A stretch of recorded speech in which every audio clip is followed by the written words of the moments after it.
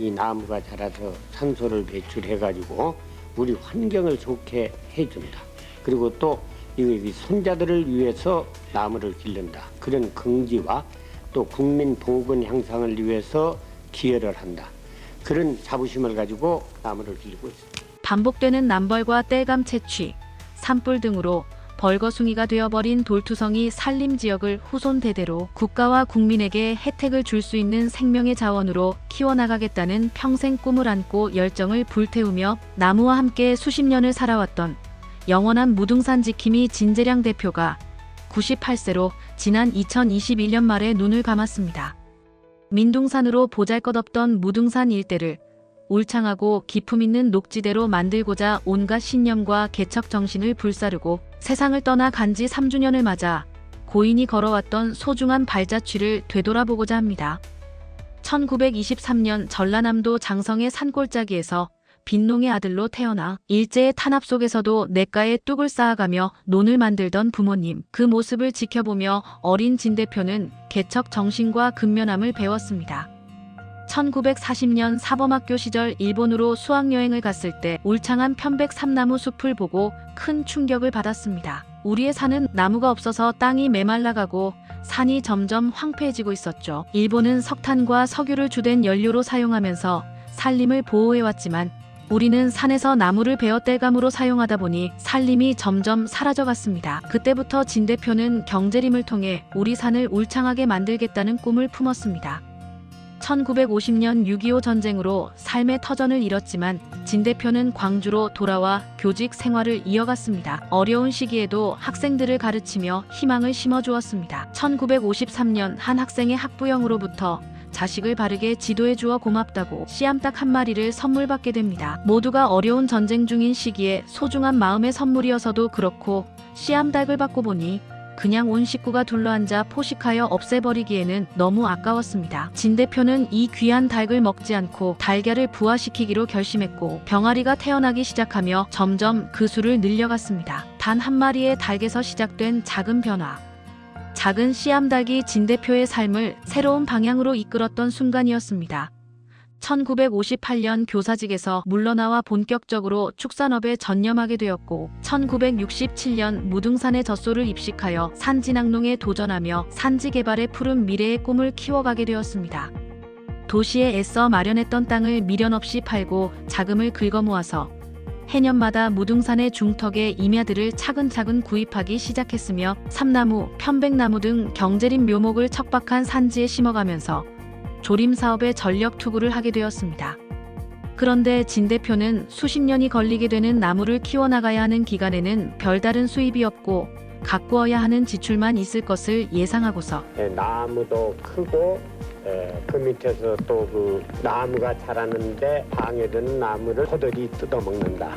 그 인간 방목이라고 그럽니다. 대량으로 우유와 송아지를 계속 생산해냄으로써 수익도 많이 올리고 무등산의 광일 목장을 전국적으로 자랑할 만한 모범적인 규모로 키워나갔습니다.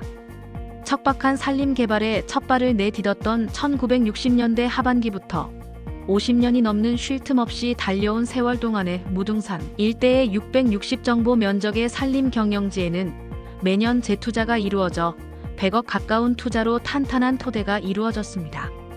큰아들은 축산학과를, 둘째 아들은 수의학과를, 셋째 아들은 농업과 임업의 기계화를 위한 기계학과 전공을 하는 등 세 아들 모두가 초등학교 때부터 대학 졸업 때까지 한결같이 부모를 도와 앞장서서 수십 년 동안을 아버지 가까이에서 힘을 보태 전국적으로 규모가 커지고 미래가 밝게 보장될 임업경영지로 키워나갈 수 있었습니다. 광주광역시와 화순군, 담양군 등 3개 시군에 걸쳐 만들어진 무등산 일대의 울창하고 기품 있게 펼쳐진 아름다운 녹색지대는 진 대표의 평생 사업으로 혼신을 바쳐온 광일 목장이 일구어낸 인내와 노력의 산물이라 해도 과언이 아닐 것입니다. 진 대표는 독일과 일본 등 세계 임업 연수를 다니면서 산림 경영의 큰 역할과 의미에 대한 확신을 더욱 굳게 갖게 되었고 좋은 나무를 심고 가꾸어 나가야 국가와 국민이 부강해진다는 절대적인 필요성을 설파하면서 산지 개발에 대한 불굴의 사명감을 다져나갔던 것입니다. 이러한 공로를 인정받아 1974년 새마을 소득 증대 사업에 따른 대통령 표창을 시작으로 2008년에 대한민국 녹색 대상을 받았으며 동탑산업 훈장까지 받았습니다. 1992년에는 모범 독림가로 선정이 되었습니다.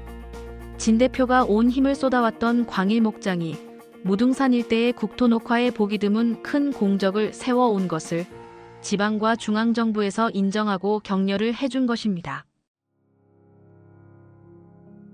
그러나 2013년에 무등산 일대가 국립공원지역으로 지정되면서부터 조림과 목초지 운영에 평생을 아낌없이 바쳐온 진 대표와 가족들의 보람과 미래의 희망은 벗어나기 힘든 고통과 뒤바뀌게 되고 말았습니다. 운명을 걸고 키워온 420정보, 126만 평이라는 면적의 광일 목장 임야와 목초지를 어떠한 동의서나 날인도 없이 무등산 국립공원으로 편입하고 강력한 규제로 묶어버린 국립공원 환경부는 처음부터 지금까지 단돈 1원도 보상이나 지원을 해주지 않고 약속은 사라졌습니다. 핍박받으면서 10년 만에 국립공원에서 해제해줄 것을 청했더니 수십 년 동안 개발해온 목장을 자연환경 보존이 매우 양호하니까 안 된다는 거짓 판정으로 거부당했습니다. 오히려 개발 제한 구역보다 훨씬 심한 공원 규제법을 내세우며 수십 년 동안 생존과 미래를 위해 매년 발전시켜오던 산림 경영과 목초지 관리를 더 이상 발전하지 못하게 하고 결국은 사업이 망하여 떠나도록 강력히 규제하고 강압적으로 유도함으로써 수십 년 밤낮 없이 키워온 유망하던 산림 경영지와 목초지가 해가 갈수록 피폐해갈 수밖에 없는 막다른 골목으로 몰리는 처참한 운명으로 떨어지고 말았던 것입니다. 너무나도 억울하고 믿을 수 없는 현실 속에 각처에 항의하고 호소를 다니다 보니 전국의 23개 국립공원 지역에서 힘들게 산림 경영을 해오고 있던 전국의 수많은 산주들이 모두가 한결같은 처지로 환경부가 무대책으로 파놓은 깊은 구렁텅이에 빠져서 오랜 세월 동안 헤어나오지 못해서 절망하고 점차 몰락해가야 하는 실정이었습니다. 국립공원 같은 공익용산지에 우선적으로 지급해 주어야 할 임업직 불금을 규제 없는 일반 임지에는 먼저 지불하면서도 명색이 공익용산지 국립공원지역은 역차별로 몇 년째 임업직 불금 접수조차도 못하게 막고 있으며 언제부터 임업직 불금이 가능하다는 기약도 없이 단돈 1원도 주지 않고 있는 억울한 현실입니다. 온갖 부당함들을 항의하고 마땅한 대책을 촉구하는 민원들을 계속 넣고 주장하고 있지만 담당 기관은 귀와 눈을 막고 수십 년간 긴 세월 동안 세계적인 녹화 사업을 애써 이루어낸 공로자, 애국자이며 희생자들인 국립공원의 산주들이 쓸모없이 버려지고 쫓겨나는 취급을 받고 있는 처참한 현장을 제대로 알고 계시는 국민들은 전국에 몇 분이나 계실까요? 평생을 바쳐온 녹색의 희망을 되찾아서 웃어보기를 애타게 소원하던 무등산 국립공원의 광일 목장 진 대표는 국립공원 편입으로 초래된 비참한 문제들이 해결되는 것을 보지 못하고 원통함을 가슴에 안고서 안타깝게 세상을 떠나고 말았습니다. 좋은 나무를 잘 기른다는 것이 국토를 푸르게 하여 나라를 부강하게 해야겠다는 것을 의미심장한 평생사업이라는 개척 정신으로 무장하고 돌투성이로 황폐해졌던 무등산 중턱에 올라 울창한 나무 관리에 평생을 바쳐오면서 무등산의 꿈을 심으리 자서전을 기록해 나갔던 진 대표는 함께 땀을 흘리며 희망을 바라보던 사람들의 곁을 그렇게 슬프게 떠나갔습니다. 그렇지만 한평생 온정성을 다해 갖고 온 울창한 숲과 나무들은 오래도록 남아있는 많은 사람들에게 깊은 위안과 격려를 끊임없이 전해줄 것이며 고맙게도 후대와 국가 그리고 국민을 위한 희생의 삶을 살다간 고인의 귀한 정신을 잊지 않고 기억하게 될 것입니다. 영원한 무등산 지킴이 광일 목장의 진 대표 이야기를 끝까지 경청해 주셔서 대단히 고맙습니다.